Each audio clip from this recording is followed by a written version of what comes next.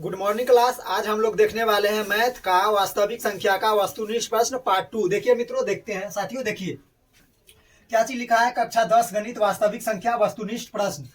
पहला प्रश्न है, सबसे छोटी अभाज्य संख्या कितनी होती है मित्रों? तो सबसे छोटी अभाज्य संख्या होती है 2। सबसे छोटी अभाज्य संख्या कितनी होती है? 2। तो लगा दिए इसमें टिक हम साथियों। दूसरा प्रश्न देखिए, दूसरा प्रश्न है, एक परिमेय और एक अपरिमेय संख्या का गुणनफल कैसी होती है? तो हमेशा अपरिमेय होगा। अपरिमेय संख्या के साथ गुना कीजिए, भाग कीजिए, जोड़िए, घटाइए, सभी क्या हो जाएगा? अपरिमेय होगा। तो अपरिमेय संख्या होगा ये। तीसरा प्रश्न देखते हैं मित्रों, क्या चीज है? 0.12112112 2 ट्रिपल 1 फिर 2 4 को फिर 1 है फिर 2 है डॉट डॉट एक संख्या है जो है कौन संख्या है साथियों? अपरिमेय संख्या है। क्या चीज है? वह अपरिमेय संख्या होगा मित्रों। देखते हैं अगला प्रश्न, चौथा प्रश्न, सबसे छोटी भाज्य संख्या और सबसे छोटी अभाज्य संख्या का एचसीएफ कितना होता है? तो सबसे छोटी भाज्य और सबसे छोटी अभाज्य संख्या का एचसीएफ हो जाएगा 2 होगा, क्योंकि सबसे छोटी भाज्य संख्या 4 और सबसे छोटी अभाज्य संख्या 2। 2 से भाग लगाइएगा 4 में तो 2 मरतबे जाएगा, और एचसीएफ में हमेशा बाएं तरफ वाला आंसर होता है। तो कितना हो जाएगा?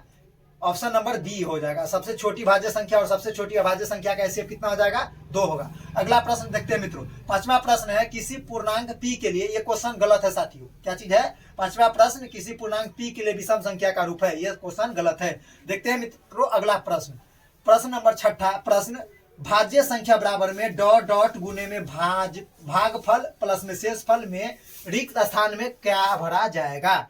तो खाली स्थान में क्या भरेंगे? तो मित्रों हम जानते हैं भाज्य बराबर में होता है भाजक गुने में भागफल प्लस में शेषफल, तो भाजक भरा जाएगा यहाँ पे। तो ऑप्शन डी हो जाएगा। अगला प्रश्न देखते हैं मित्रों, सातवां प्रश्न, 188/220 का सरलतम रूप क्या होगा? तो 188/220 का सरलतम रूप होगा 47/55। यहाँ पर देखिए मित्रों, 188/220 को काटिएगा तो 4 मरतबे जाएगा, तो 18 में से हम 16 ले लेंगे तो 4 मरतबे जाएगा, 4 चौके 16, 2 बच जाएगा, 8 को दे देंगे तो 7 चौक 28। फिर 22 को काटिएगा 4 मरतबे, कितना मरतबे? 5 मरतबे, तो 4 पंचे 20 और 2 बच गया, 0 को दे देंगे तो 4 पंचे होता है 20, तो 55, तो 47/55 आ गया। तो 188/220 का सरलतम रूप कितना हो जाएगा? 47/155। अब देखते हैं अगला प्रश्न मित्रों, प्रश्न नंबर 8, यदि दो संख्याओं का एचसीएफ बराबर में 25 और एलसीएम 50 हो तो संख्याओं का गुणनफल क्या होगा? यानी दोनों को गुना करिएगा 25 और 50 का, तो 1250 आ जाएगा। कितना? 50 में 25 से गुना कीजिएगा तो कितना हो जाएगा? 1250। तो ऑप्शन नंबर डी हो जाएगा 1250। अब देखते हैं हम इसका अगला प्रश्न, नौवां प्रश्न है, निम्नलिखित में से किस परिमेय संख्या का दशमलव प्रसार शांत है? तो मित्रों 11/160 का क्या हो जाएगा? दशमलव प्रसार शांत हो जाएगा। यहाँ पर देख लीजिए, 160 का भाज्य गुणनखंड कीजिएगा तो 2 और 5 का रूप का आएगा केवल, तो क्या हो जाएगा? 11/160। दूसरा में किसी में नहीं आएगा।